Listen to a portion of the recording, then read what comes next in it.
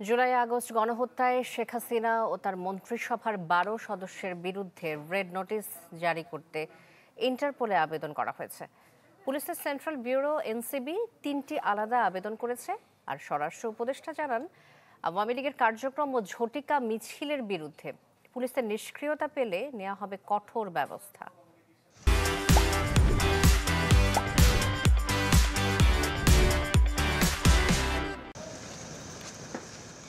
শনিবার রাজধানীর থানা পরিদর্শনে বের হন স্বরাষ্ট্র উপদেষ্টা। বিমানবন্দর থানার পর ঘুরে দেখেন উত্তরা পশ্চিম থানা। সবশেষ উপদেষ্টা যান উত্তরা তুরাগ থানায়।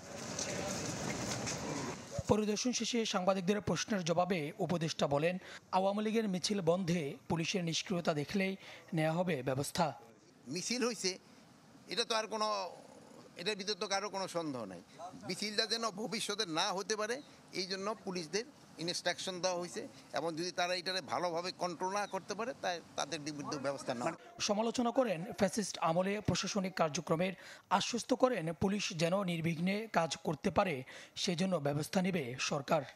আমরা চেষ্টা করতেছি আস্তে আস্তে আইন শৃঙ্খলা পরিস্থিতি যেন আরও উন্নতি যায়। তো তাকে থেকে কাজ আদায় করতে হলে তাদের খাবারের দিক দিয়েও আমার খেয়াল রাখতে হবে, তাকে থাকার দিকেও খেয়াল রাখতে হবে। এইগুলির জন্য এই কিন্তু এই ভিত্তি। এদিকে জুলাই আগস্ট গণহত্যায় জড়িত থাকার অভিযোগে পলাতক শেখ হাসিনা ও তার মন্ত্রিসভার ১২ সদস্যের বিরুদ্ধে রেড নোটিশ জারি করতে ইন্টারপোলে আবেদন করা হয়েছে। পুলিশের সেন্ট্রাল ব্যুরো এনসিবি ৩টি আলাদা আবেদনে এই রেড নোটিশ জারির চিঠি পাঠিয়েছে। রোববার হাসিনা সহ সব নেতার চার্জশিটের অগ্রগতি জানাবে প্রসিকিউশন। এদের মধ্যে বেনজিরের আবেদনটি দুর্নীতি সংক্রান্ত। সুলতান মাহমুদ আরিফ, চ্যানেল 24, ঢাকা।